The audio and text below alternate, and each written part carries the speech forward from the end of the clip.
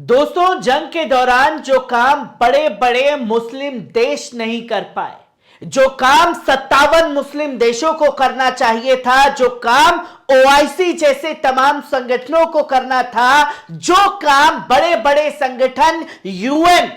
जैसे संगठनों को करना था, वो काम कुछ ऐसे देश करके दिखा रहे हैं जिसका कभी किसी को कोई अंदाजा नहीं था।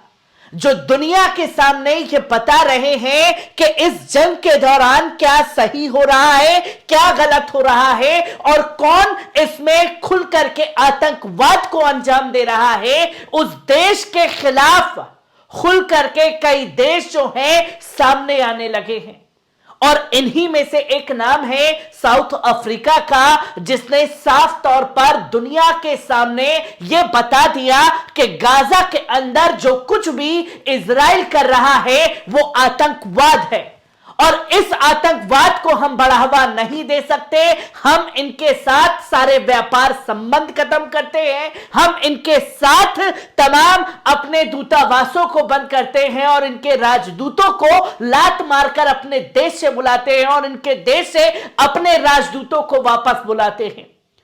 और सिर्फ यही कारनामा साउथ अफ्रीका द्वारा नहीं किया गया, बल्कि इंटरनेशनल कोर्ट में जा करके दुनिया के सामने एक मिसाल पेश कर दी और दुनिया को यह बता दिया कि यह काम अगर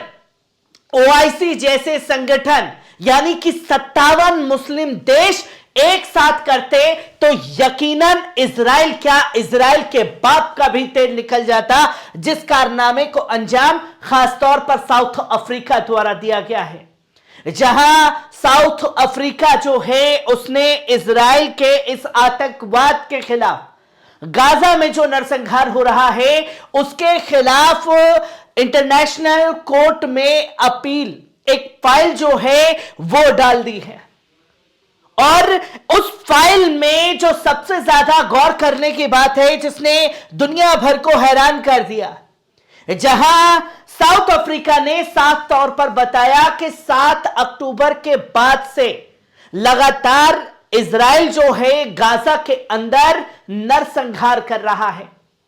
और 7 अक्टूबर के बाद से लगातार वो जो है आतंकवादी घटनाओं को गाजा के अंदर अंजाम दे रहा है। जिस बात को कोट करके साफ तौर पर बताया और 7 अक्टूबर का जिक्र इसलिए साउथ अफ्रीका की तरफ से किया गया क्योंकि यह वही 7 अक्टूबर है जिसके चलते दुनिया भर में यह बताया कि हमास ने आतंकी घटना को अंजाम दिया। पर इंटरनेशनल कोर्ट में साउथ अफ्रीका ने साफ तौर पर यह दुनिया को बताया कि 7 अक्टूबर को जो कुछ भी हुआ और उसके बाद जो कुछ भी हो रहा है वो असल में आतंकवाद है जो गाजा के अंदर हो रहा है। जहां उन्होंने आर्टिकल 41, 73, 74, 75 रूल्स के बारे में दुनिया के सामने बताया और उस बात को कोट करके लिखा कि इस नरसंहार को रोकने के लिए कोई भी देश आगे बढ़कर के इंटरनेशनल कोर्ट का रुख कर सकता है। जो काम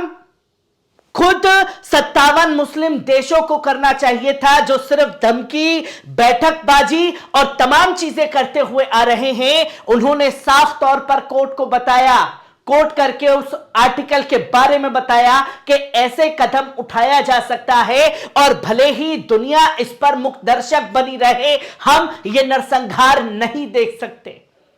इसलिए इंटरनेशनल कोर्ट में जाकर के इजराइल के खिलाफ मुकदमा ठोकने का काम भी जो है यह किया गया। और जब साउथ अफ्रीका की तरफ से यह कदम उठाया गया है तो दुनिया भर के एक्टिविस्टों ने साउथ अफ्रीका के इस कदम को काबिले तारीफ कदम बताया और यह कहा कि साफ तौर पर उन देशों को सामने आने की जरूरत है जो इस नरसंहार को रोकने में अपनी भूमिका निभा सकते हैं।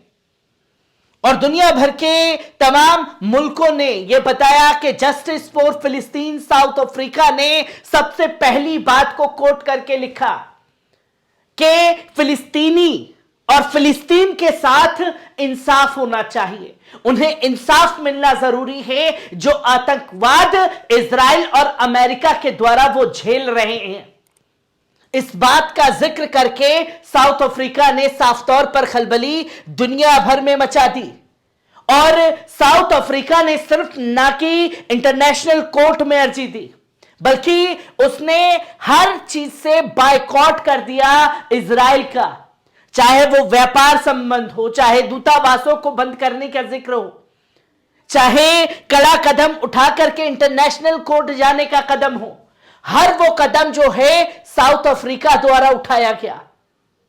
और ये आईना है उन देशों के लिए जो सिर्फ और सिर्फ अभी तक इजराइल और अमेरिका के पिट्ठू बनकर के मुंहजोरी करते हुए इस जंग में दिखाई दे रहे हैं और इस नरसंहार के खिलाफ कदम उठा करके साफ तौर पर साउथ अफ्रीका ने एक बेहतरीन मिसाइल को भी कायम कर दिया है। और ना कि सिर्फ साउथ अफ्रीका, बल्कि साउथ अफ्रीका का नाम पहले भी सामने आ चुका है और अब तक इजराइल के खिलाफ 5 देश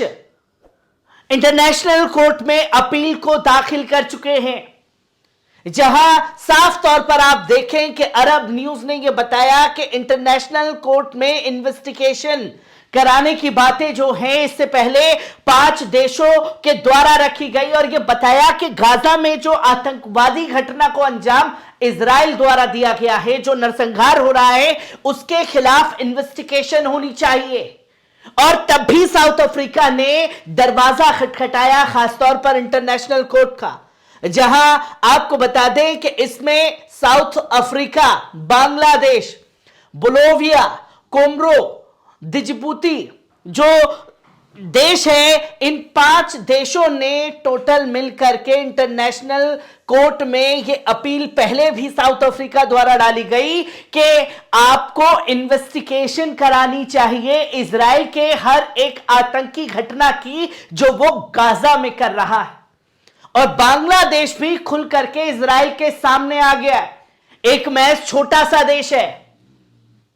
और बड़े बड़े धन्ना सेठ मुस्लिम देश जो हैं सिर्फ मुंहजोरी कर रहे हैं।